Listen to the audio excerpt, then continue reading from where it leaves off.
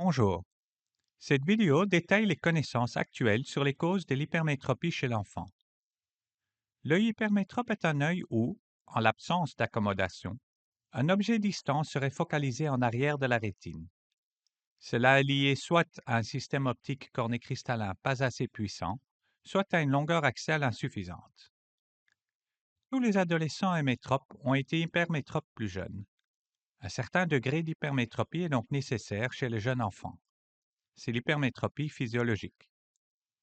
La majorité des enfants étant hypermétropes à la naissance, il n'est pas clair pourquoi l'hémétropisation est déficiente chez certains, chez qui l'hypermétropie persistera. On sait par contre que plus l'hypermétropie est importante à la naissance, plus elle risque de perdurer. L'hypermétropie axiale est la cause la plus fréquente d'hypermétropie chez l'enfant. Pour rappel, la longueur axiale de l'œil humain à la naissance est de 17 mm en moyenne et de 21 mm en moyenne à l'âge d'1 an. À partir de l'âge d'1 an, la mesure de la longueur axiale du globe permet de différencier une hypermétropie axiale simple, de longueur axiale entre 19 et 21 mm, d'une microphthalmie lorsque la longueur axiale est inférieure à 19 mm. L'hypermétropie axiale est généralement d'origine héréditaire.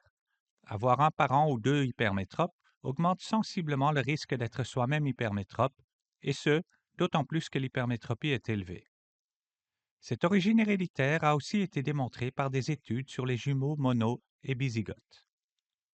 Plusieurs localisations chromosomiales ont été suspectées, mais l'hypermétropie axiale est probablement d'origine polygénique, la combinaison de plusieurs gènes déterminant la longueur axiale.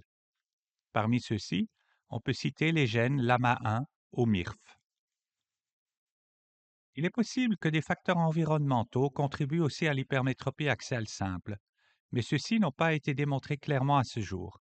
Le rôle du temps d'exposition journalier au soleil ou la localisation rurale versus urbaine du lieu de vie, qui interviennent dans la pathogénèse de la myopie, sont discutables dans l'hypermétropie.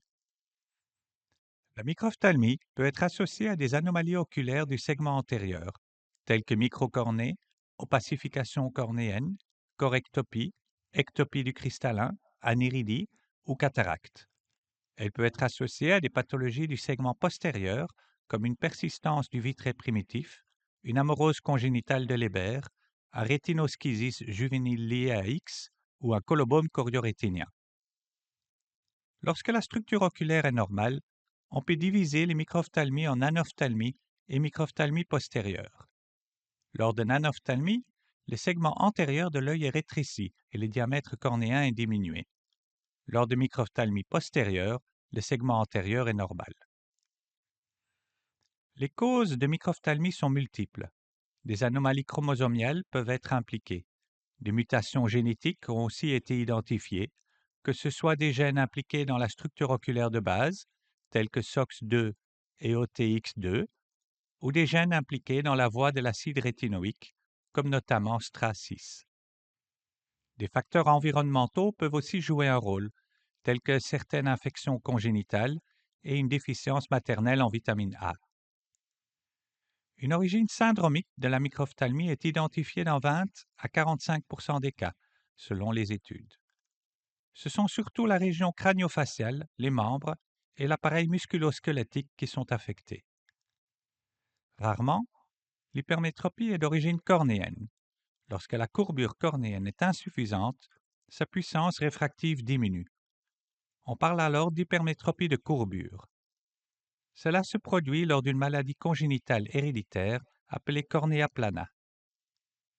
Une troisième catégorie de causes à l'origine d'une hypermétropie est l'absence congénitale ou acquise de cristallin, par exemple après luxation du cristallin ou après une chirurgie.